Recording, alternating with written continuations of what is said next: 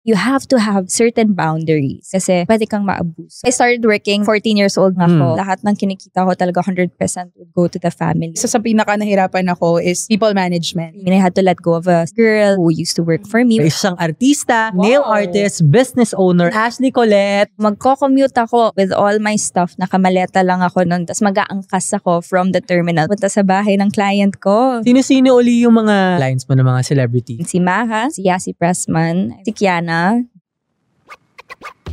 Usapang praktikal at madiskarteng galawan. Ito ang Para-Paraan with Salmin.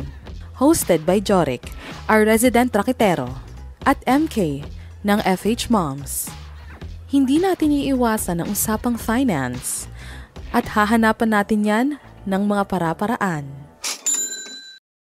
Usapang pera ba? Hindi natin yan tatakbuhan. Ako si Jorik, your resident raketero. At ako naman si MK of FH Moms, where moms work smart. And we welcome you to Para-Paraan with Salmon. Dito ang pera hindi lang basta-basta na tinatago, kundi pinapalago. From tried and tested money moves to practical financial choices, tara at pag-usapan natin ang mga para-paraan na yan. Yes, laban na laban tayo for today. Pero bago natin ipakilala ang ating guest for today, as a breadwinner, paano mo ba ginagawa ng paraan ang mga gastusin? Kasi yun ang number one trabaho natin bilang mga breadwinners. Alam mo, yung pagiging breadwinner ko, may mga iba-ibang stages din. Nung talagang nasa lusak kami ng paghihirap. Grabe yung lusak, no? Ilalim na yun, ha? Nakakaiyak maging breadwinner in a sense na nakaka-drain and all that. Pero ngayon kasi that you have a lot of opportunities, no? May mga side hustles, mga kung ano-anong racket. Parang mas nakaka-proud. Iba yung pride ng pagiging breadwinner na talagang namamanage mo lahat, no? Nababudget mo, no? And somewhat pangangalagaan mo pa rin yung self mo. Iba. Ako naman, before, yung talagang yung wala pa ako sa ganitong field, talagang lahat talaga ng hirap at lahat ng pwede mong i-message para lang makahanap ng trabaho. Pag walang trabaho, talagang utang talaga yung inakapitan mo na pagdaanan yan. Pero ngayon na medyo nakakaangat-angat na sa buhay at kaya na naman mag-provide. Ako, bukod sa pagpaprovide, kailangan turuan mo rin sila na mag-provide for themselves. Hindi lang laging bigay ng bigay yung breadwinner. Siyempre, mas maganda sa isang household na isa lang, na hindi lang isa ang breadwinner, lahat gumagana. Pero swerte na lang talaga pag mayroong isa nga angat dyan, tapos the rest, yan, tutulungan na lang, diba? So yun naman yung maganda. So umpisa, mag-isa ka lang, pero pag tumagal, tulungan na yan as one big happy family. At yan, syempre, speaking of breadwinner, ang mga kasama natin ngayon na isa ring breadwinner, isang artista, digital creator, nail artist, business owner, at higit sa lahat katulad natin, isang breadwinner. Palakpakan natin, Ashley Colette. Hello! Hello, welcome! Para-paraan. Thank you so much for having me. Thank you naman. Alam, kahit sa busy ng schedules mo ay naisingit mo kami ngayon. Kamusta ka? Oo, saktong-sakto. Kasi actually, out of all of my schedules this week for September, ito lang yung free ako talaga. Kaya diba? nagsakto, diba? Meant to be. Kasi para sa mga hindi nakakaalam, si Ashley, syempre bukod sa artista, nagko-content creator. Meron siyang business syempre na nabanggit natin kanina, nail artist. Hindi lang basta clinic yon, siya mismo yung gumagawa. Totoo ba? As in, hands-on siya. So talagang inaral mo talaga. Yes, siya talaga. Wow. So, ayun. So, kanina nabanggit nga natin na breadwinner ka. So, gano'n na katagal na breadwinner ka? At ano-ano yung mga responsibilities mo? At paano mo to na ma-manage as a breadwinner? So I started working nung 14 years old pa lang ako. And saan to? Are we talking about sa Philippines pa rin? Philippines. Dito talaga ako pinalaki. Dito ako na pinanganak. Actually, in reality, never pa ako lumalabas ng bansa. Once pa lang nung nag-Singapore kami. Pero for work lang din yon. So, ayun, nung 14 years old ako, medyo mahilig kasi talaga akong gumawa ng kung ano-ano. Mahilig akong magbenta. So sa school pa lang noon, gumagawa ako ng jewelry, gumagawa ako ng food noon, especially nung pandemic. So nung 14 ako doon, ako nag-start mag-work. And I would sell mga abubot-abubot sa school. Yung mga nabibili ko lang minsan sa Divisoria. And it went to a point na nag-makeup artist din ako sa school. And they'd pay me siguro mga tig 500 pesos. And lahat ng kinikita ko, syempre binibigay ko sa mom ko kaagad. And wala akong allowance before as a kid. Wala akong baon. Siguro minsan pagbabaunan ako ni mama, laging food. Ganun. So para ma-extend yung allowance ko, ayun, magbebenta ako ng jewelry, magbebenta ako ng food. And yun, gagawan ko ng makeup yung friends ko. And it went to a point na nag-start na yung online career ko. So yun talaga yung pinaka nakatulong sa akin tsaka sa family kong makaangat in a way or masustain yung living expenses namin. So ayun, nag-start siya. I was I think 15 or 16 years old. Nag-start ako mag-content. And then later on siguro na pansin ng mga brands yung content ko. And what kind of content are you doing? Mostly beauty, fashion, and lifestyle talaga. Ayun. So, I had a couple of brands work with me. And then, what I did before was lahat ng kinikita ko talaga 100% would go to the family. Which, for me, was my responsibility as a breadwinner. Pero, grateful ako kasi I had my brother also with me who was a fellow breadwinner. But of course, when he got married, all of the responsibilities napunta na sa akin. So, tulad ng sinabi ni Joric kanina na hindi naman pwedeng ikaw lang yung responsible for everything. So, at the start, of course, 100% lahat ibibigay mo, no? Lahat ibibigay mo sa kanila para lang ma-sustain, especially nung onti pa lang yung kinikita natin. Pero as time went by, na-realize ko na you also have to save for yourself. You have to save for your future. So, ngayon nag-a-allocate na talaga ako ng percentage na lang of my income for the monthly expenses. So doon talaga nag-start and I really feel like it's also our responsibility na turuan or ipa-realize din sa mga taong pinaprovide natin na kaya din nila ang sarili nila.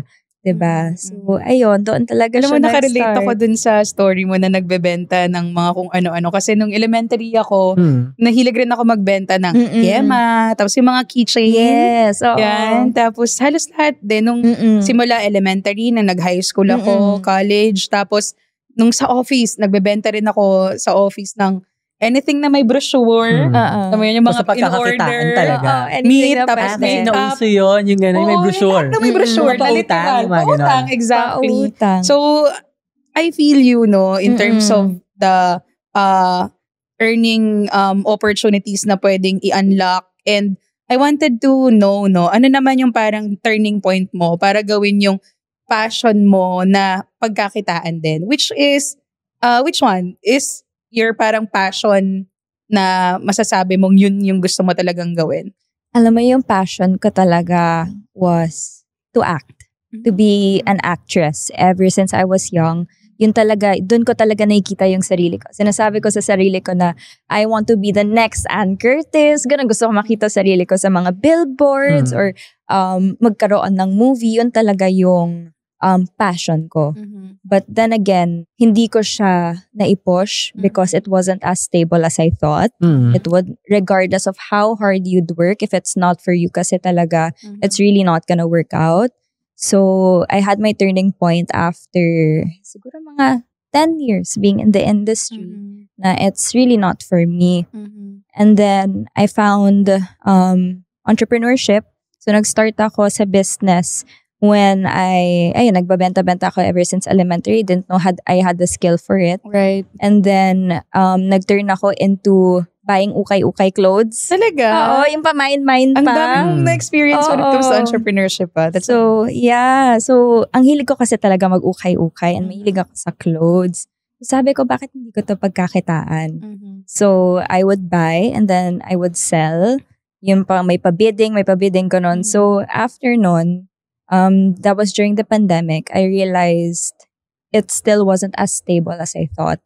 So sabi ko, yung ukay-ukay. Yes, it still wasn't as stable. Especially nung nag-pandemic, diba? Close naman lahat ng ukay-ukay. So sabi ko, gusto ko talaga ng mas stable na business more than anything. Then I found passion in nails because I bite my nails. Hanggang wala akong nails ngayon kasi kapag stressed ako or kapag may iniisip, talagang I pick on it or I bite on it, ganyan. Hanggat sasabi ko, gusto ko nang i-stop yung habit ko ng pag-bite ng nails. So, buta ako sa salon, paggawa ako. 5 days pa lang, natanggal na. Sabi ko, na ba yan? 3,000 yung binayad ko, natanggal agad. Sabi ko, paano ba yan? Sabi ko, siguro kaya ko naman to gawin ng ako lang para makatipid. Kasi mahal din, di ba? Mahilig naman ako magkalikalikot. Bumili ako ng stuff, tapos tinry ko. Tapos sobrang naging passionate ako about it na parang sobrang mabusisi siya. Sobrang perfectionist ko kasi. So talagang I would try to do my nails every other week, ganon. Until sinasabi sa akin ng mga tao na bakit di mo gawing business yan? Bakit di mo pagkakitaan? So ayoko. Sabi ko kasi sobrang passionate ko about it na baka ma-burn out ako pagka ginawa ko siyang work. Then, a few months later, na-discover ko yung technique namin, which is the Russian manicure technique. What is this Russian manicure? Russian manicure technique. First time ko siyang marinig. Well, hindi naman ako ganun ka about beauty and nails and all that. Pero what's this technique? This technique is actually one of the highest education techniques in the manicure world. Ooh. So only professionals and licensed technicians can perform this technique because it's very, very meticulous, and we cut the skin sa cuticle as neatly as possible, and it's considered medical grade. So it's one level below if you're familiar with podology, podiatry, even sa toes, ginagawa namin siya. So it is a dry manicure technique. So wala kaming ginagamit na acetone or yung sinusok yung nails and mga solvents ganon. Yun. So dry manicure lang talaga siya. I discovered this kasi competitive ako. Nung nag-start ako mag-nails, sabi ko ayoko na katulad ng iba. So naghanap ako ng technique na kakaiba. So yun yung na-discover ko. And then, ayun, naging passionate ako about it. And I realized na wala pa masyadong ganun here in the Philippines. And I tried. And I'm really grateful na I had my market before na nung nag-artista ako. It really boosted my business because I already had the market for it. All I had to do was post about it, let everybody know what it is, and basically advertise it to the world. And ayun, I had my friends who helped me also, and I had my support system. And bigla lang talaga siyang nag-boom. Maybe it's because yun nga, different siya. So, kumbaga may market talaga for that. Yeah. It's just yung mga na-murder. Oo, yung mga na-murder talaga, yung kuko. So, hindi nila alam na parang, pwede pala yung ganon, na hindi murdered yung kuko. Na pwede pala siya mag-last ng isang buwan. Ganon. So, before, passion ko is pag-artista. I had to let that go because I felt like it wasn't stable. And then now, I turned a new passion into something na pwedeng pagkakitaan, which is, yun, yung pag-nails. Alam mo, 2 weeks ago, magkasama kami. May pinunta kami birthday. May punta kami ng Bulacan. We're friends kasi, lalo na yung, basta magkasama kami, pupunta kami Bulacan, may pinunta kami birthday. Tapos sila yung sumundo sa akin sa condo. Tapos, along the way, kinakausap ko na siya. Kasi, very unusual yung pagiging nail artist niya. Tapos nag-artista rin siya. Tapos, nag-content pa siya. So, tinanong ko siya, kasi nakikita ko na siya mismo yung gumagawa. Bukod sa may mga, nag-umpisa siya na ikaw lang talaga, yes, diba? Correct. Tapos yung una, diba ako nagkwento? Wait lang, saan to? Itong setup na to? Is there like a small salon muna? Saan siya? Like, pupunta ka ba doon sa place nung client? Nag-umpisa siya before sa house ko lang sa Cavite. But since wala masyadong market doon, I'd get home service. Parang on-call home service siya. So, magko-commute ako all the way from Cavite. Magbubus ako with all my stuff. Nakamaleta lang ako noon before. Lahat ng gamit ko. Siyempre, nagtitipid tayo. Wala naman tayong pera pang grab noon, di ba? So, dala-dala ko lahat ng maleta ko. Tapos mag-aangkas ako from the terminal papunta sa bahay ng... Grabe ka, girl! Oo, papunta sa bahay ng client ko. So, it started off ganun lang. And then, I had a very good dear friend na dinadalo ko noon sa Makati. Sabi niya, Ash, bakit hindi ka dito sa... place namin mag-studio. So, she had a house there in Makati. She had a little consignment shop. And doon ako nag-start ng business ko. Parang, una, syempre sa Cavite, parang I was there for like a month. I had my studio there. And then, home service. And then, nag-start yung Makati studio ko doon sa house ng friend ko, which I'm very, very grateful for naman. Syempre, they helped me also. They helped my business grow. Ganon. And then, I was there for 3 months. Until I saved up enough para makarent ako ng first ever condo ko. Oh my gosh, never ko in-imagine na makakapag-condo ako sa Makati. Sabi ko, grabe, with all of course, the responsibilities of being a breadwinner, hindi mo maiisip na magagawa mo yun para sa sarili mo. Kasi, syempre, ang priority mo parati is family. May makakain ng family mo, nababayaran ang rent, there's roof over their heads and all of that. So, sobrang hindi ko in-expect na kakayanin ko palang gawin yun. And along the way, of course, with faith lang din and with trust, parang mararamdaman mo when it's time to expand, ganyan. So, nag-start yun, condo ko lang. Nandun yung bed ko, tapos sa dining table lang ako gumagawa ng nails. Tapos, later on, nag-boom yung business. Ang dami nang nag-aabang sa slots. As in, lagi nilang sinasabi na parang concert ticket daw yung bookings ko. Kasi after 5 minutes, fully booked na agad yung entire month ko. Wow. So, sabi ko, grabe. Sabi ko, sobrang grateful ko. Hindi ko in-imagine na papatok pala talaga to. So, really, if it's for you, it's really going to happen. So, sabi ko, a lot of people were saying na dapat may iba ka na, dapat may assistant ka na, dapat may kaya dapat ka na. nagtitrain ka Dapat na by this nagtitrain time. ka na. Kasi hindi naman pwedeng lahat sa kanya eh. Exactly. So, sabi ko, parang natatakot pa ako kasi onti pa lang kaming nagaganto dito sa Philippines. So, sabi ko, sinong matatrust ko with my technique, with the knowledge that I have inherited, I have learned throughout the months that I've been training. Kasi training is not cheap. It's really, really expensive. You train for Russian manicure. So, sabi ko, baka pwede na ako mag-open for hiring this year. So, yun yung target ko. That was 2023. 2024. That was 2024 when I started in my own studio in, right across Rockwell.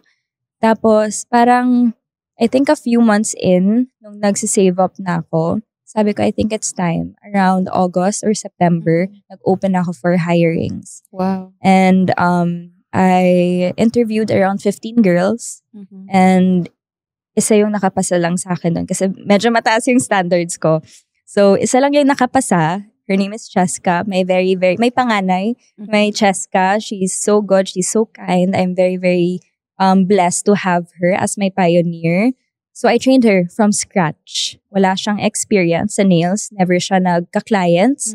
Never siya humawak ng kamay before. I mean, nag-training siya for Russian manicure also. It was because she wanted to book for me sana. Pero hindi siya makakuha ng slot. Kaya sabi niya, she'll learn na lang. And then yun, doon siya nag-start. And then I got another unit sa same condo namin as a studio naman. Yes. So that was my first actual studio na hindi kita yung kama ko, hindi kita yung toothbrush ko, hindi kita yung shampoo ko. What's the name pala of your nail salon? Kanina pa natin pinag-uusapan. So, the business is called Ash Lux Nails. So, basically, the concept is luxury Russian manicure. So, it is a luxury type of service. So, all of the clients na gustong ma-experience yung services namin will be treated with the same kind of luxury each client will get. So, yun talaga yung concept niya. And then, that was last year. And now, we have our second studio. It's a bigger space. And I have 5 girls na under me. Wait, ilan na yung studio mo? Isa lang naman. Pero mas malaking place. Pero ilan yung tao mo? Nakailang lipat ka? Parang gano'n naman, nakailang. Palaki siya ng palaki. Ang ganda ng transition. In a span of a year, I think 1 to 3 lipat ako. So, sobrang bilis ng transition. And I'm so grateful talaga na hindi ko in-expect na mangyayari to. But from ako lang na nag-aangkas all the way to my home service clients to having now 5 girls under me. Lahat sila trained by me and they're still undergoing training until now. Lahat naman kami, continuous learning talaga siya kasi hindi pwedeng mag-stop lang there yung training nila. And they all have their own clients and all of us are still fully booked until now. So, grabe, hindi ko talaga in-expect. So, that was the journey. It was hard at first, but if you just have trust and you have vision, it will really happen. So, sino-sino uli yung pinagkakwentuhan natin last time na mga regular clients mo ng mga celebrities na ikaw talaga yung gumagawa at pumupunta sa kanila? Si Maha Salvador, I do her nails. Si Yasi Pressman, I've done her nails also. And isa sa mga volleyball players, si Kiana D. Si Faith also, volleyball player. Sino pa ba? Oh my gosh. Mostly mga influencers. Sina Denise, sina Belle, Rodolfo. Actually, I'm very, very grateful kay Belle because she was my friend even before the business. Tapos, sinabi ko lang sa kanya, Belle, tara, gawan kita ng nails. Sabi ko, maybe you can post for me. Ganyan, nandun pa ako nun sa house ng friend ko nun. She posted about me. Tapos doon nag-start mag-boom yung business ko. So, it was really Belle's help that, made my business grow. So, natatandaan mo pa ba kung ano yung first ever investment mo for this business? Umabot ko ba sa point na kailangan mo mag-loan or malaki yung kailangan mong ilabas dito? Kasi syempre yung started ng solo, di ba? Pero ano yung mga meron ka na sariling mga machines, di ba? Mga machines. Hindi kasi siya yung katulad. Kasi for example, sa mga lalaki, mostly yung mga lalaki, yung alam lang talaga nila manicure, pedicure na pupunta ng salon. Iba kasi, ngayon kasi talagang nagbo-boom yung nail art. Tapos di ba na-mention niya kanina na talagang meron license. Hindi siya pwedeng basta-basta gawin lang ng iba. Kasi di ba parang sa Philippines, meron tayong ganyan na parang, manicure, ang tawag dyan, manicurista siya. Manicurista lang. Pero ngayon, nail technician. May mas mataas pang tawag. Nail master. Nail master. Oh, wow. That's what we call ourselves as Russian manicurists. Nail masters tapos meron silang mga license, may mga schools na ina-attend. Certification na to, saan to kinukuha? Sa ibang bansa pa or dito meron na rin? Sa ibang bansa, we have international schools that we enroll in via online courses. Tapos sila, pagka pumasa ka sa standard sila, nagbibigay sila ng license or ng certification. Mabagal na ba ang work device mo? Baka upgrade lang ang kailangan. With Salmon Product Loan, available via Loan Online and powered by the Salmon app. Abot kamay na ang gadget na kailangan mo. Terms and conditions apply. Salmon Product Loan is a product offered by Sunprime Finance Incorporated via Loan Online, a licensed financing company regulated by the SEC with a CA number 1241 and CR number CS2019-16698. Going back, natatandaan mo ba yung first investment first, or the as in yung pinaka-una? na ginamit mo for your business? For the business or for the self? Or for the personal? Or for the business na talaga? Yes. Courses, training, certification. Na sinabi mong hindi ganun ka-cheap, diba? Talagang 6 digits ba to? Hindi naman. All in all, kung ipagsama-sama lahat ng courses ko, hindi lang isa. Marami. And until now, I'm still training. I'm still, refining my knowledge. Yes. Iba-iba yung trends na ngayon. May mga bagong pumapasok na bagong trends, bagong techniques and all of that. And you really have to train continuously para ma-perfect mo yung craft mo. And I really believe in education. So, yes, education talaga yung biggest investment ko because one course na 3 days lang can range from 50,000 to 75,000 pesos. And that's only a 3-day course. For a 3-day course. Yes. And then, iba pa yung mga online courses, iba pa yung mga other face-to-face courses na iti-take mo. So, education talaga yung pinaka-expensive. After ba nun, is the equipment na? Yes, the equipment is also very expensive. Expensive din. Oo. What are the major na equipment for a nail salon na business? So, yung business namin, since high-grade tools yung ginagamit namin, they're all medical grade. Talaga? So, most of the tools that we use are disposable. So, after one use, tapon agad. If hindi, yung mga tools namin, like yung scissors na gamit namin for the cuticles or surgical scissors. So, after one use, we have to sterilize them, medical grade also. And then we have to pack them in sterilization pouches. And one of those scissors, ang cost niya is 1.5 kaagad. So, ayun. And we don't need just one, diba? Ilan naman kami sa studio. Yeah. And yung drills namin, kasi we don't use just regular pushers or regular nippers for our cleaning. We use what we call a micromotor. So, yun yung same equipment na ginagamit ng mga dentists for your teeth. So, yung ginagamit na lang pang drill ng ngipin mo, yun din ginagamit naming drill para sa kamay or para sa kuko. So, isa nun is very expensive also. It can cost up to 5,000 to 15,000 pesos. So, other than that, of course, yung sterilization machines namin, yung autoclaves namin. Grabe, no, imagine mo na we're talking about nails. Pero grabe yung preparations, yung gastos, yung mga machines na parang pag di mo talaga siya aalamin. Pero fully booked naman. Oo, parang kung di mo siya aalamin, iisipin mo lang na isang pouch lang yung kailangan nila. Doon yung mga cuticles, diba? Parang ngayon na ini-explain niya, Parang kang nagtayo ng restaurant. Exactly. Sa dami ng mga, Restaurant. di ba? Ang dami mong equipments na kailangan. Mag-sterilize ka pa, syempre. Yung Yes. safety rin Kasi naman. namang diba? mag-iisip na kailangan pa palang kumuha ng certification para lang Oo, maglinis wala ng akong kuko. idea na gano'n. Diba? Mhm. So sobrang nakaka-inspire, especially to those na gusto ring magsimula ng sarili nilang nail salon na business. So now na somewhat nagkaroon kami ng idea, pero I'm pretty sure marami pang ibang investment yung ginawa mo to get started with your nail salon. We wanted to understand naman in terms of pricing your service. Kasi 'di ba ayan, andyan na yung mga ganastos, ganyan-ganyan. Paano naman given na kumbaga isa ka din sa nagsimula, sabi mo nga konti lang kayo, right? So, paano yung naging pricing structure mo na nito? So yung pricing structure is of course how much you want your value to be. Of course, parang titignan mo kung ano yung market mo. Diba? Kung pwede mo namang i-price yung sarili mo sa 500 pesos. Actually, that's where I started. Yung first few clients ko, 500 pesos ang yung singilan ko. Kasi sabi ko, sino ba naman ako para mag-price ng 1,000 pesos? Diba? Wala pa naman ako napuprove or hindi ko pa naman napapakilala sarili ko. So, I started my pricing at 500 pesos. Parang I really had a vision. Sa ano lang yan? Like isang... Yeah, sa manicure lang yon. And I was already performing a Russian manicure technique. But of course, wala pa akong napoprove. I knew I still had a lot to learn. So, 500 pesos lang muna. And I really believed in gradual increasing. So, after that, of course, parang I wanted my market to I wanted to tap the Class A market.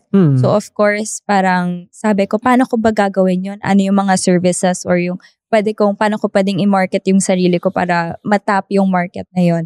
Of course, minsan, hindi naman natin may iwasan. Pero pagka nakikita natin, mahal, ibig sabihin good quality. Diba? Minsan, ganun tayo mag-isip.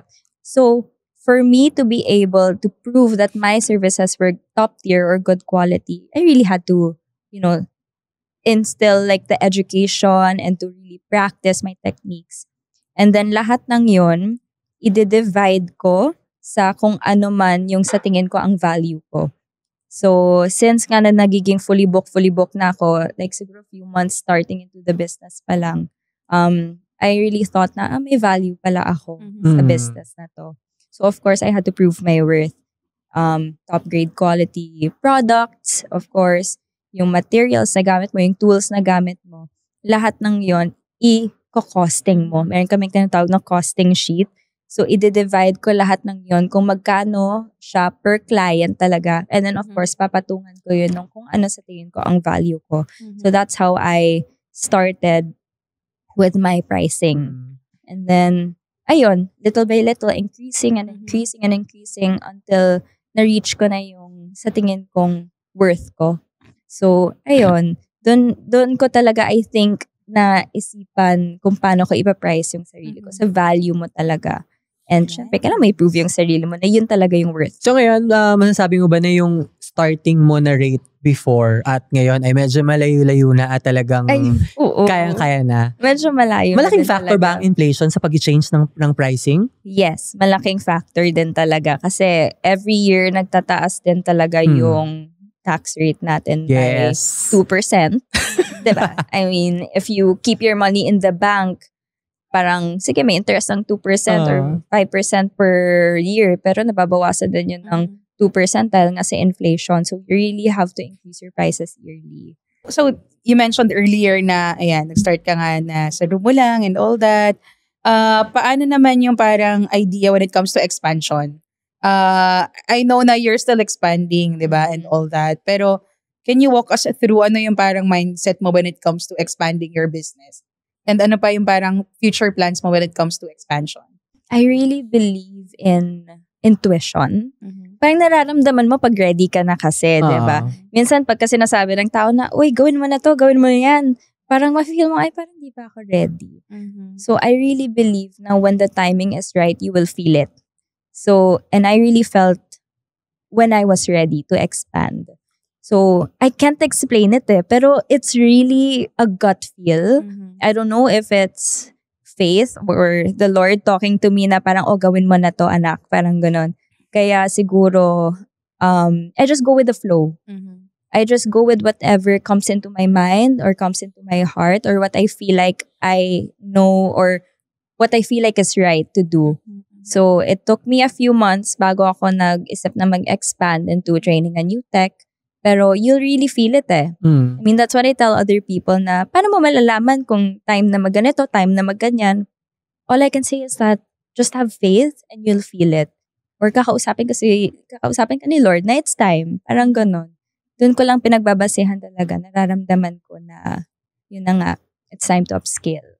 Yan. Nung journey mo na of course na medyo lumalaki na, madami na yung mga clients, or before ko umabot dun sa point na parang ang laki lang ng business ko ngayon, may mga naging struggles ka ba? Or naisipan mo at one point na baka di na naman to mag-work katulad ng pagiging celebrity diba? ko, baka pwedeng baka tigil ko na lang, hanap na lang ako ng ibang pagkakakitaan or passion. May mga point ba in life mo umabot ka sa point na gano'n? Gusto mo nang sumuko na parang Never naman to the point na gusto kong sumuko, but of course every business has its struggles. And I really think working alongside other people is the biggest struggle kasi of course pag boss ka, you really have to balance the relationship. Gusto mo comfortable sila sa'yo, but at the same time not too comfortable, which I had a hard time with kasi I'm very loving when it comes to the people around me. And it's your first time hiring people. Yes, it's also my first time hiring people. And I wanted us to be a family. I wanted us to, be close and naririnig ko lahat ng concerns nila because they have that privilege na they can be close to me, and they can be open to me. But it's not right din pala na you have to have certain boundaries kasi pwede kang maabuso. And for me kasi, it has always been my mindset na, sige, boss ako, pero mabuti akong tao. Ang mga abuso yan. Whether mabait ka o hindi. So, ang para sa akin is, as long as I know na naging mabuti ako sa'yo, pag inabuso mo ako, nasa sa'yo na yun. Diba? But, again, I have to set certain boundaries. So, siguro yun yung mga naging struggles ko. Is that sometimes, because nga kapag ka masyado kang mabait or masyado kang mapagbigay, na-abuse yung kindness mo. So, I had to let go of a couple of, I had to let go of a certain girl who used to work for me, which was hard, of course. Parang hindi mo ma-accept sa sarili mo na, oh my gosh, ako nagawa niya yun. Bakit niya kaya nagawa yun? Diba? Naka-question mo. Pero at the end of the day, after falling down or after any struggle, all you have to do is, stand back up and then move forward. Diba? That's all you can do. And I always try to see every experience as a learning curve and as an opportunity to grow. Because with every negative thing that happens to you, there's always something to be grateful about. And I was really, really grateful for that person kasi ang dami ko din natutunan sa kanya in the long run. So, siguro yun lang din. But I never really thought about, giving up. Kasi, for me, giving something up is just like you giving up on yourself. So, go lang ng go. Yun yung mindset natin. Go lang ng go. Love it. Alam mo, as a business owner, nakaka-relate ako sa'yo when it comes, it's also my first time to have a registered na business, no? Si FH Moms or Filipino Home-Based Moms. And for me rin, isa sa pinaka-nahirapan ako is people management. Yes. Totoo. And then talagang tinetest niya talaga yung, yung kabaitan mo, kabutihan ng loob mo, patience ganyan. mo, gano'n. Diba? Sobrang hirap, no? And then kadikit nun kasi palagi yung financials, di ba? In my case, for example, merong mga palaging may mag-a-advance, manghihiram, and all that. And then syempre ikaw, since breadwinner tayo, of course, alam natin yung parang pag nagigipit, so parang ang dali sa atin, no, na tumulong given na meron na rin tayo, ganyan. Pero yun nga, maaabuso at maaabuso ka. So, ang hirap. So, now that you learned your lessons, diba, in terms of business and financial planning, no, ano naman yung parang masashare mo pa, no, na tip, no, when it comes to managing both your business and then your finances? Always have a certain percentage kung magkano lang yung maibibigay mo sa family mo. For example, you have to have an allocated budget lang for the month para sa pinoprovidean mo. Kasi hindi naman pwedeng bigay lang din ng bigay. Though, ako medyo ganoon talaga ako. Basta kung anong kailangan nyo, bibigay ko. Diba? Anong kailangan yung food, anong kailangan yung ganito. Because I'm very grateful din naman and very blessed that my family is also hindi maabuso. Hindi sila yung tipong dahil lang na bigyan kami ng blessing na ganito, kaya abusuhin nila or kung ano-ano nang bibilhin nila, kung ano-ano nang pagkain yung orderin nila. Hindi sila maluho in that way. And very, very supportive sila sa naging business ko. So actually, it's my mom who's helping me with my business. Oo. So yung mom ko yung nag-handle ng social media ko. Siya yung nag-answer ng inquiries and all of that. And sinasahuran ko din siya. Para din may onting pocket money si mom. Pwede ba kami mag-apply dyan? Well, Rumakit pa, no? Pero totoo yung sinabi ni Ashley na pagdating sa family, minsan kahit nag-set ka ng limit sa kanila na ito lang yung budget mo, sakit nating mga breadwinners yun. Kahit mag-set tayo, pag nakikita natin na parang, parang deserve nila ng ganito. O minsan nga kahit di nila hinihingi Ewan ko kung sa akin lang to. Pero ako kasi, as a breadwinner, minsan mas gusto ko na ako yung nagbibigay kaysa hinihingian ako. For example, halimbawa, nasa kumakain kami sa labas, tapos syempre, in a restaurant, hindi naman lahat yan ng pagkain gusto kainin ng mga kapatid mo, iba dyan na, gusto ko maganyan ganito. Kahit hindi nila sinasabi, sige, right after this na tayo, mag-ice cream tayo. Ganun. Tapos babalik sa'yo yan, sinasanay mo yung kapatid mo maganyan. Tapos, pag medyo naman nahihirapan, sabihin mo, magtipid kasi kayo. Pero sa'yo rin naman nanggagaling yung, ikaw rin kasi bigay ka ng bigay. Pero, ni-reveal mo naman. So dapat talaga, as a breadwinner tayo rin, as individual, may control din talaga tayo. Kasalanan talaga natin. Kasalanan din natin yun. So, dapat sa atin manggaling yung control. Pero syempre, depende naman niya kung anong sitwasyon mo as breadwinner. Pag stable ka na, minsan wala na nagiging problema Sige, bigay ka ng bigay. Kasi again, masarap sa pakiramdam natin na nabibigay natin yung pangangailangan nila. Lalo na ng pamilya natin. Most importantly, pag sa parents na yan. Yes, parang non-negotiable. Kahit ano yan, basta kaya. Minsan nga, kahit di mo na gusto, ibibigay mo diba? May mga ganun tayo. Pero, importante talaga na meron tayong control, lalo na financially, 'di ba? Kasi again, sa trabaho natin as kung kayo mga businesswoman or sa freelance, hindi naman same yung pumapasok na pera, stable na eto lang monthly may na-expect tayo. Paiba-iba siya depende sa kliyente nyo, depende sa benta, 'di ba? Ganun yung dapat na mindset natin as provider and breadwinners. Actually, I have a question lang. So, I wanted to parang imagine lang yung percentage ng binibigay mong energy sa mga ginagawa mo. So, the nail salon business and then yung pagko-content creation, alin yung parang mas marami kang time na binibigay? And then, is there a point na parang gusto mo nang i-let go din yung content creation or kinakarry pa naman? Alam mo na may miss ko mag-content. Kasi ever since I started the business, nag-start siya, I was doing content alongside the business. Kasi parang yun yung form ko of marketing it, diba? Yes. So nagko-content ako for my business, nag-day in my life ako. And then I would post content about doing nails. I would answer educational questions, mga ganun. Pero yun pala, pagka naging business owner ka, wala ka na talagang time. No. Parang sabi ko, ngayon may mga brands na gustong mag-collab or mag-sponsor, natatanggihan ko kasi wala akong time. Di ko sila mabibigyan ng oras para magawa ko yung content and it's hard. But I feel like I want to get back into it also. Ayoko naman din siyang i-give up kasi nga go lang tayo ng go. Never give up. Basta pagkakakitaan. Basta pagkakakitaan. At kaya pa. Sayang, di ba? Imbes na. Bakit ko tatanggihan? Rakitero. Kung kaya ng time, di ba? Kaya ng sistema, edi go lang ng go. So, siguro in time, sa future, hanapan ko ng time yung pagko-content ulit. Kasi namimiss ko talaga mag-edit ng video. Alam mo yun, kausapin yung mga followers ko. Unboxing. Parang feeling ko pang therapeutic siya for me.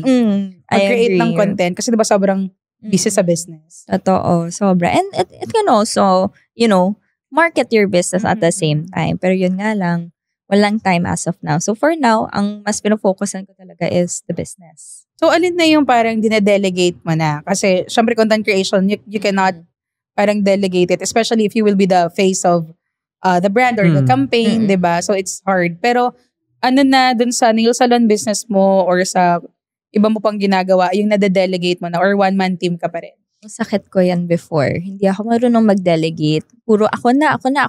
Kaya ko naman. Ako na gumawa nito, ako na gumawa niyan. Tanggap lang ng tanggap, Tanggap no? lang ng tanggap. Lahat na. Na si bakla. Oo. Diba? Ngayon lang ako nakakuha ng kotse, diba? Sabi ko, sige, kung kaya pa, angkas lang.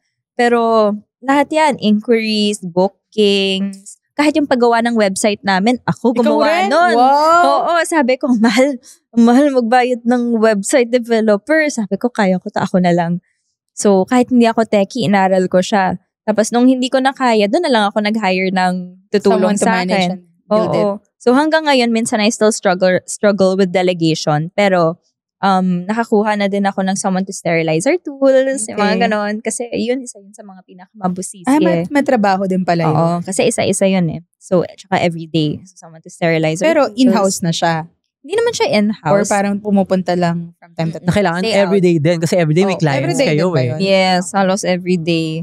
Yun, tsaka tagalinas ng studio noon. Ako lang din naglilinis ng Talaga? studio ko. Girl, napakasipag mo. Pero ang sarap sa feeling, no, na from solo, may mga tao ka na, Oo. na pinapasahod, nakakatulong sa business. Kasi, Kailangan niya na rin. oo, naman. hindi naman sa pagiging sakim, pero minsan kailangan mo na rin, give mo na sa self mo yun na, Totoo. parang deserve ko naman ng staff na tutulong sa True akin, di naman. ba? Agree. Kasi again, hindi naman tayong octopus na kaya natin gawin lahat, 'di ba? At a time. I mean, kung sa pera-pera lang, sige kaya namin gawin lahat 'yan, pero in reality, ang hirap wala pala. talagang taong may kayang gumawa. Kung gusto mong matulog ng stress, go. Pero better na meron kang kasama. Saka ano yung pinaka-give mo rin sa sarili mo after nung pinagdaanan mo bago mo ma-reach yung point na yan, 'di ba? At least at the same time, may natutulungan kang mga tao, nabibigyan mo ng trabaho, yun 'di talaga ba? Yun talaga yun. Sabi ko parang buti na lang, no, kaya na natin tumulong ng iba pang tao.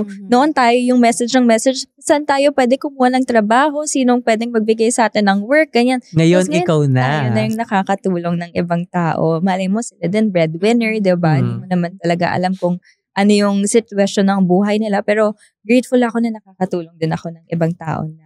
So, ang isa pang na-delegate ko na task is yun nga yung mom ko, diba? Nag-help siya sa akin. Siya na yung gumagawa ng accounting namin. Talaga ba? Yes, yung mommy Pero ko. anong background niya? My mom is an operational manager ng F&B. So, very Sanay din knowledgeable siya. siya about things like that. Actually, ang galing ng mama ko. Siya talaga yung idol ko ever since. Kasi, Diba? Social media manager na, Oo. accounting pa. Siya nag-answer ng inquiries. Siya minsan Customer service. yes. Galing. Sobrang galing ni mommy. As in, pagka tinatanong ako noon, nung bata ako, what do you wanna be when you grow up? Lagi kong sagot, like my mom. Aww. Pero si mama, wala na talaga siyang work ngayon. Yun na lang yun sa'yo. Tumutulong na lang siya sa'yo. Kasi magsi-60 na din si mama. Ayoko din na naman siyang Grabe, magsi-60 pero social media. Imagine mo yun, no? Nag-answer ng mga inquiries, ko, tapos nag-accountant pa. At least may, yung katulong mo ay, yung mom mo din. Yung parang nag-bonding na rin kayo dun sa Oo. business na ginawa mo, di ba? Oo. Saka important for our parents, no, in that age rin, na maging active. Yes, oo. So, ang laking tulong rin, no? And I'm happy na talagang naisama mo, no, yung mom mo dito sa business mo, which is rare. Kasi usually, either it's just the parents, no, or the kids, no, doing their own thing. So, at least, talagang mom and daughter na tandem. You know, sometimes I think it's really a privilege na I grew up very close to my mom. And I never realized na it's kind of rare din pala talaga. Kasi I have a lot of friends who tell me na, buti close ka yung mom mo. No? So parang bakit kayo hindi ba? Hindi pala ganun ka-normal yun. Kasi I grew up with that norm eh. And I'm very, very, very blessed that I have my mom alongside me sa business na ginagawa ko na to. Kasi I know how it can be difficult for other people na walang mom, walang dad, no one to lean on to pagka times get rough. You know, that's why I never felt the pressure. I never felt like I was obligated to give kasi I know na it's just me giving back to her kasi she was such a good mom to me. Minsan sa hustle, kailangan ng puhunan. Kaya mapapaisip ka, worth it bang mag-invest sa sarili ko? Aba, syempre. Buti na lang, merong Salmon Credit Line. Available via Loan Online and powered by the Salmon app. Offered by Sunprime Finance Incorporated and regulated by the SEC. Salmon puts your needs first with flexible borrowing options. Loan Online, powered by the Salmon app. serves as the online lending platform for Sun Prime Finance Incorporated. SEC Reg Number CS2019-16698, CA Number 1241. Read the terms and conditions before availing of this loan product. So ito naman, magbigay tayo ng mga tips dun sa mga nanonood sa atin. Kung walang malaking puhunan, syempre, hindi naman lahat ng mga tao na gusto mag-startup ng business ay may puhunan na naka-ready. Sa tingin mo, paano makakatulong ang financial tools in scaling up kung wala kayong mga Na-experience mo puhunan na ba naka-ready? mag-loan or something? Never. That's why I feel like hindi ako yung best person to ask. So, ibig sabihin, never mo siyang kinonsider or hindi mo siya kinailangan na magkuha ng loan for the business. Yes, parang never, hindi ko pa siya naaral. Kasi one thing about me is that I never get into something na hindi ako sobrang That's sure. good. Oo, That's a tip yan. Oo. Yeah, yun pala, tip. Yeah. Hindi porket Never, available to ay Hindi try mo porket. na. Yes. So, hindi dapat porket. aralin pa rin. Dapat Correct. aralin. Bago ka pumasok sa isang bagay, kung bago ka mag-loan, bago ka mag-invest, bago ka magpasok ng pera anywhere, dapat aralin mo talaga yung pinapasok mo. That's Kasi right. hindi That's ka, you cannot enter or you cannot go through anything with a blind eye. So you really have to be knowledgeable. So I think what you did instead of getting a loan is more on bootstrap. So galing sa mga racket mo before, yung pinambili mo ng course, Yes. pinambili mo ng equipment, is Correct. that it? So kumbaga Yes. sarili mo siyang savings from your previous na mga racket, Yun. correct? Yeah. So that's a tip. Save. Yun talaga I feel like as one of my biggest tips. Kasi as a breadwinner, it's really a struggle to save ha.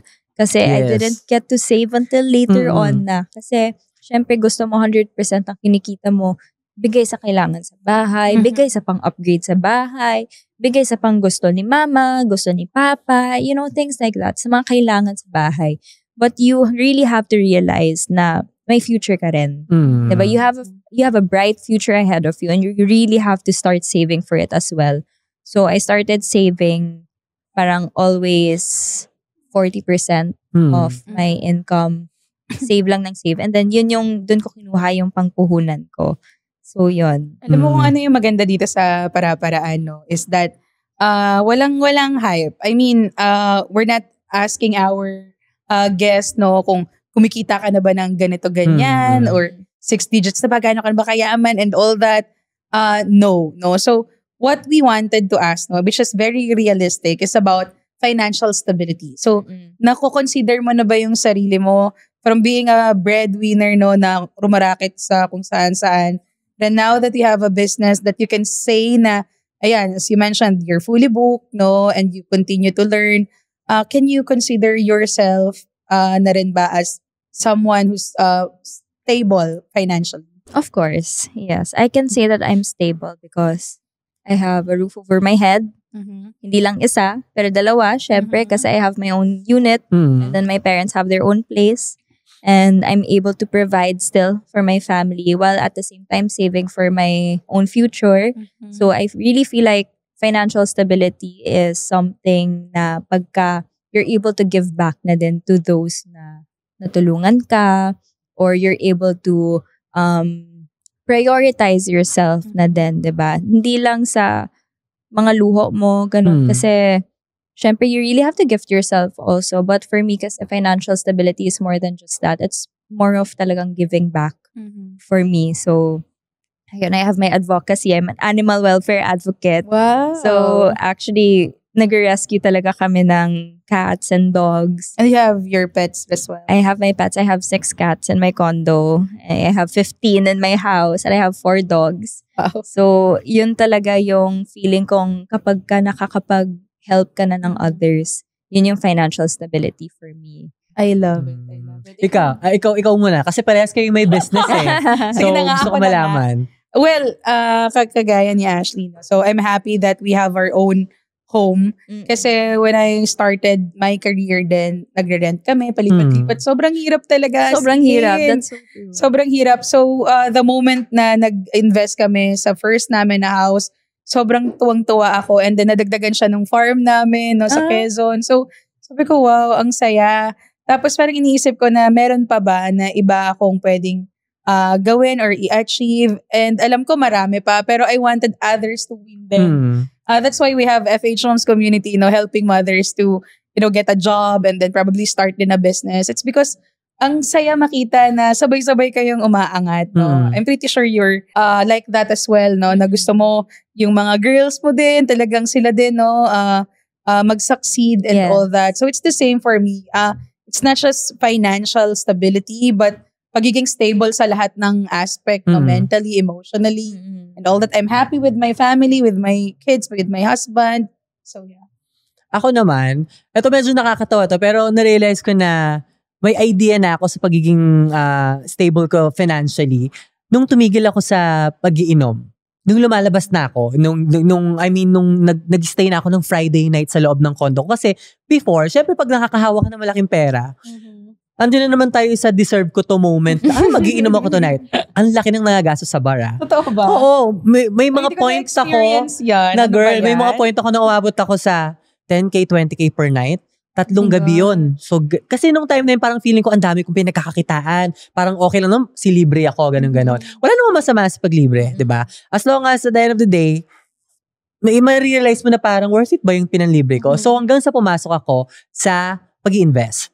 Nung nakabili na ako ng bahay, after kong matapos yung bahay namin sa Bulacan, bumili ako ng condo unit, and then pumasok na ako sa mga iba't ibang investment, like yung mga businesses, nag-try na rin ako. Kasi iniisip mo na yung kung paano na mag-grow yung money mo, hindi lang nasa bangko. Diba? Kaya sa maubos siya ng kung saan-saan walang bagay, palaguin mo na lang. So, that's the time. And in a moment na naisip ko na, okay, feeling ko stable na ako. Kaya na, parang gano'n.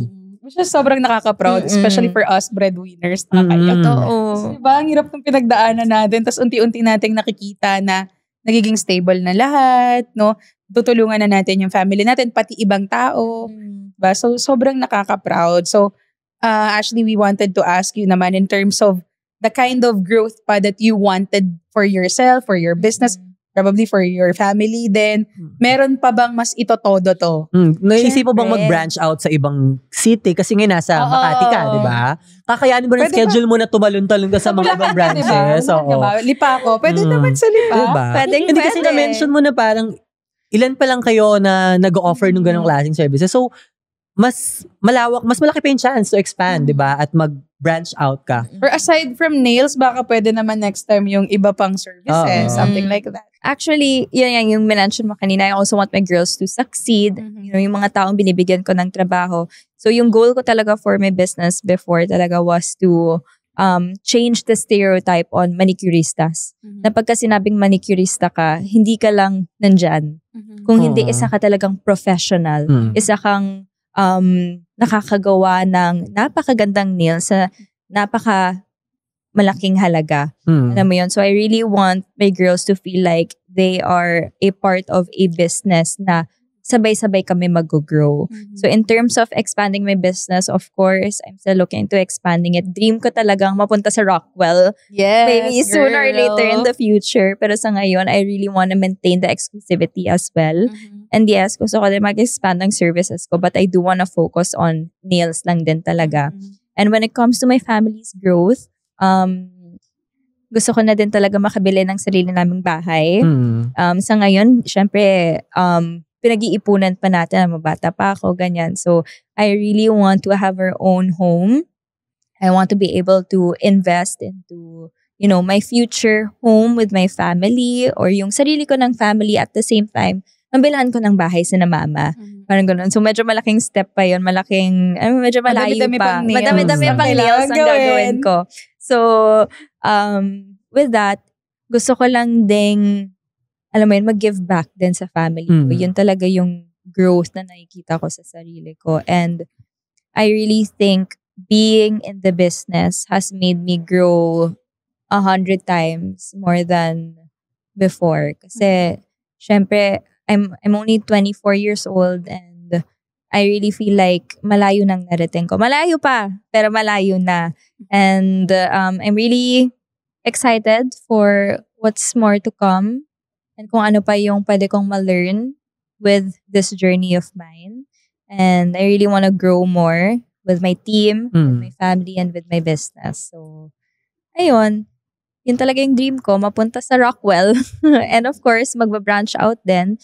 Pero I feel like I don't want it to be as commercial as the other nail salons na meron dito, meron doon. Kasi syempre, supply and demand yan. Pag marami kang branches, syempre, pwedeng bumaba yung demand. Pero pag nag-iisa ka lang, mas lalaki yung demand mo. Diba? So, siguro little by little, pwede. But probably not in Manila. Probably somewhere else. Yung pagba-branch out. Ayan. Ito naman, ano yung tatlong practical steps para sa mga breadwinners na pwede nating i-share? Yes. Na gusto rin mag-start ng passion project nila without guilt kahit na may family responsibilities. Parang tayo, mga breadwinners. Mahirap kasi yan eh. I think lahat ng breadwinners, yan yung parang tinatry nating i-figure out na paano ba natin to. Minsan yan yung humaharang, parang ganon, di ba? Gusto kong i-pursue to, pero yung pamilya ko, kailangan nila ko and all that. Siguro trust in yourself, support from your family, and faith in God. Yun talaga yung top 3 ko. And if you have all those 3, trust me, lalago kung anumang business papasukin. Never doubt yourself kasi kaya mo yan. Kahit anumang pasukin mo, basta you have the vision, you have trust in yourself, support ng family mo, and faith in God, lahat yan mangyayari. Lahat. And all things are possible with all those 3. And I believe. And I thank you. Sharing. Akin siguro, syempre unang-una pera. Diba?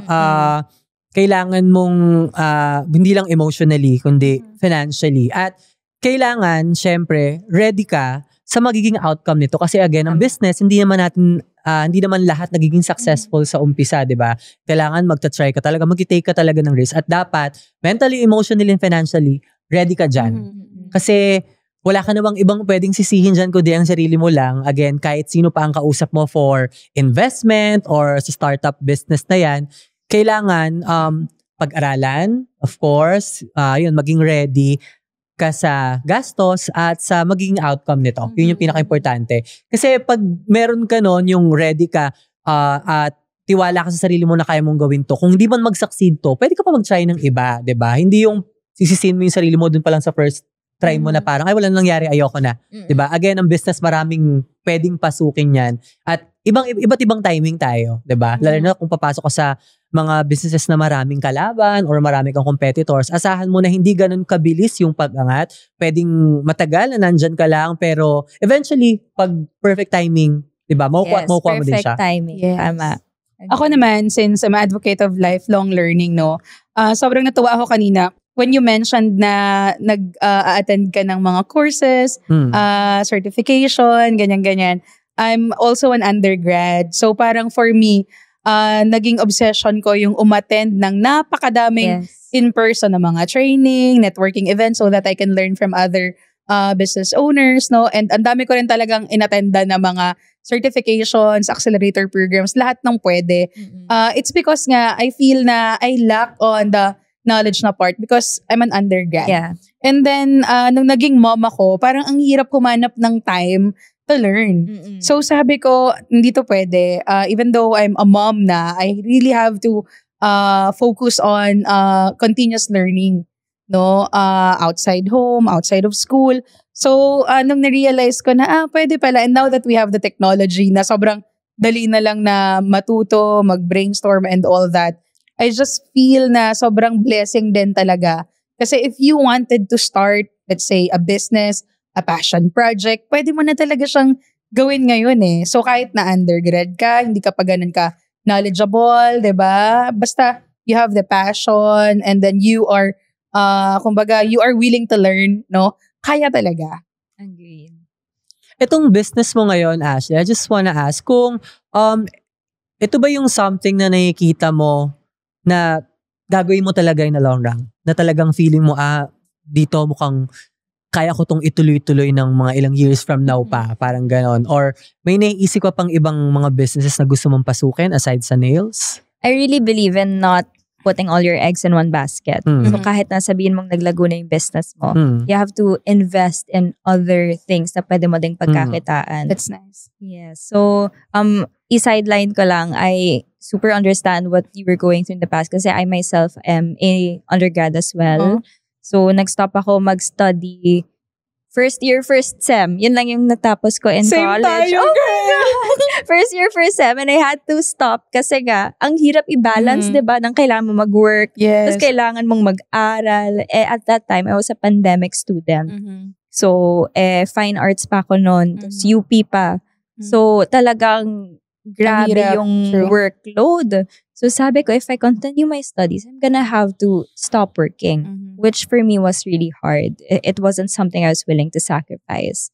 Pero, with that, I learned na dapat magaling kang dumiskarte. Yes. Para-paraan. Para-paraan. Diba? Yeah. Dapat Exactly. marami kang paraan para kumita. Mhm. So, it's always been my personality na marami akong ginagawa. Hindi ako sanay na hindi ako nag-work. Exactly. Pagka nakaupo lang ako, parang feeling ko, ang Ang unproductive ko. Oo. Diba? So, Relate. noon pa lang, I always put my eggs in different baskets para kung may isa mang mag-fail, meron kang backup. Right. Diba? Kung eto man, lumago, okay, yung kinita mo dito, i-reinvest mo somewhere else.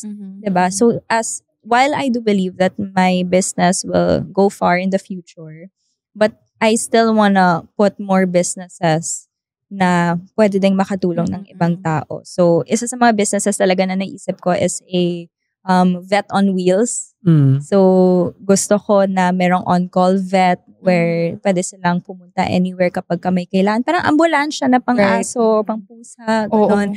So, it's really something na I think na parang passion project din siya. Something na I think na pwedeng makatulong ng iba. Siyempre, in line with my advocacy, but at the same time, expand the business as well. So, yun. That's so nice. Ayan, ang dami natin na pag-usapan na naman today. Hindi natin namalayan ng oras. Thank you so much, Ashley, for being Thank with you, us today. Naisingit mo kami. Kasi nung last na nakita kami, pinakita niya sa akin yung calendar niya. Puladong-pulado talaga. Sabi ko, buti naisingit mo pa tong birthday na to. Tapos ngayon, nagulat ako kasi kahapon ko lang nalaman na isa sa mga guest natin today. Sabi ko, Tari, may schedule pa si Ashley. So, thank you so much. Thank you Ayan. so Thank much you, for Ashley. having Baka me. pwede mo silang invite. Saan kanila pwedeng i-follow Follow, or your yes. business. Ayan. Or paano ka namin ibubook? Yeah. Wow. Kung You can- kaya pa. You can follow me on Instagram, on TikTok. It's Ashley Colette _. And if you guys want to book nails, pwede nyo din i-visit yung website namin. That's www.ashlocksnails.com. So you can see all of our nail techs, our beautiful nail techs there. And pwede nyo din silang i-book doon. So, ayun. Ayan. Sana marami kayong napulot na para-paraan ngayong araw. Once again, ako si MK of FH Moms. At ako si Joric, your resident rakitero. See you next time sa Para-Paraan kung saan ang usapang pera ay hindi natin tinatakbuhan. Bye, guys! Trying to get ahead in your finances? Or just curious about practical ways to handle your money? Di bale, Para-Paraan with Salmon highlights those conversations. Para may baon kang mga para-paraan by the end of each episode. Kaya, don't miss out. Follow Para-Paraan with Salmon everywhere for more tips and content like this.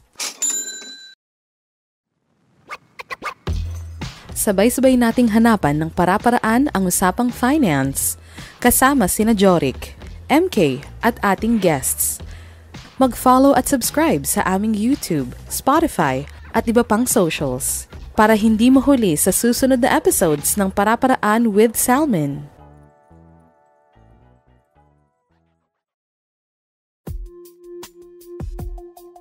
The views and opinions expressed in this podcast are for educational purposes only. They are not financial advice and do not necessarily reflect the views of Salmon Group Limited or its affiliates. Your financial circumstances are unique. Assess your own needs and risk tolerance. For personalized financial advice, consult a licensed professional. Any products or services mentioned are offered by licensed entities and are subject to the terms and conditions of Salmon Bank, Rural Bank, Incorporated. For any products and services mentioned that are not from Salmon Bank, Rural Bank, Incorporated, please verify legitimacy and current rates directly with their providers. All accounts and loans discussed are subject to the bank's Know Your Customer and due diligence processes. Loans carry obligations and are subject to approval, applicable interest, and fees.